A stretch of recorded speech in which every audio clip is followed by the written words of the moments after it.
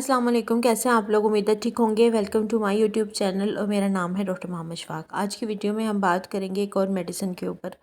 Medicine का नाम हमारे पास है वारन टैबलेट। वारन टैबलेट क्यों यूज़ की जाती है, इसके क्या काम है, कौन से मरीज़ों को दी जाती है, कितनी दफ़ा इस्तेमाल कर सकते हैं आप दिन में, और इसके क्या क्या साइड इफ़ेक्ट्स हो सकते हैं। तो आज हम इस टॉपिक के ऊपर बात करेंगे।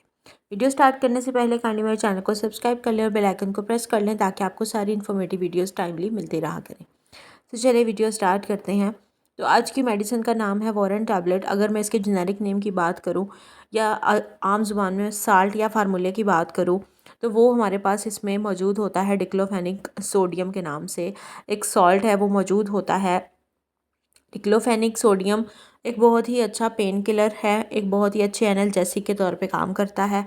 अब हम देखते हैं कि इसको हम कैसे मरीज़ों को, कौन से मरीज़ों को दे सकते हैं। तो ऐसे लोग जिनको किसी भी किस्म की पेन का प्रॉब्लम होता है, दर्द का इशू होता है, उसको दे सकते हैं।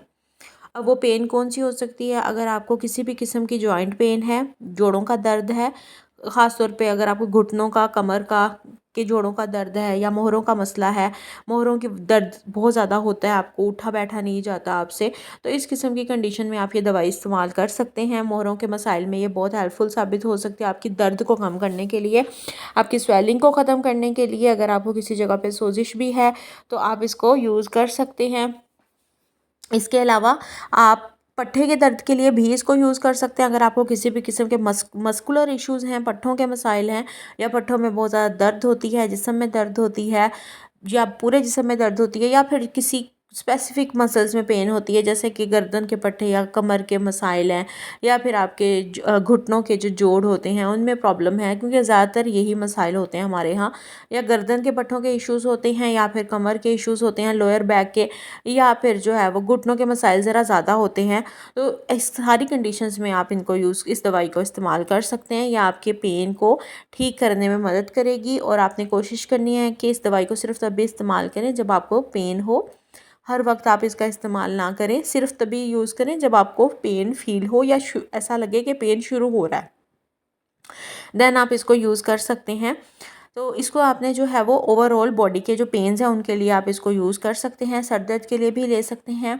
इसके अलावा आप दांत का दर्द है उसके लिए भी ले सकते हैं। अगर आपको जो है वो पीरियड्स पेन है उसके लिए भी ले सकते हैं, कुछ हद तक हेल्पफुल साबित हो सकती है। इसके अलावा कमर के या घुटनों के जो मसाइल हैं, या पेन है, जोड़ों के मसाइल हैं, और पट्ठों का जो दर्द है, जोड़ों का दर्द है, उनको ठीक करने के लिए आप इसको ले सकते हैं। गाउट के मरीज़ों को भी ये दिया जाती है। अगर आपको गैंडिया के दर्द है, बहुत ज़्यादा मसला है, तो भी कुछ लोग, कुछ डॉक्टर्स जो है वो ये रिकमेंड करते हैं अपनी पेन को ठीक करने के लिए। तो ये आप यूज़ कर सकते हैं। अब हम देखते हैं कि इसको आपने लेना कैसे है। तो इसको आप सुबह दोपहर शाम एक एक टैबलेट का यूज़ भी कर सकते हैं, और सुबह शाम एक एक टैबलेट का, मतलब दिन में 2 दफ़ा भी ले सकते हैं, दिन में 3 टाइम भी ले सकते हैं। लेकिन आपने कोशिश करनी है कि एक टाइम में एक ही टैबलेट का यूज़ करें और कम से कम इस्तेमाल करें। सिर्फ डॉक्टर की प्रेस्क्रिप्शन को फॉलो करें। इस तरह की वीडियो जस्ट फॉर नॉलेज होती हैं। खुद से दवाइयों का इस्तेमाल करना नुकसानदेह, बहुत ज़्यादा नुकसानदेह होता है आपके ऑर्गन्स के लिए। अब हम देखते हैं कि इसके साइड इफ़ेक्ट्स कौन कौन से हो सकते हैं। तो किसी भी दवाई का जो एक साइड इफ़ेक्ट है वो बड़ा कॉमन है, और वो ये होता है कि अगर आपको उस सॉल्ट से एलर्जी है तो आपको वो रिएक्ट कर जाएगा।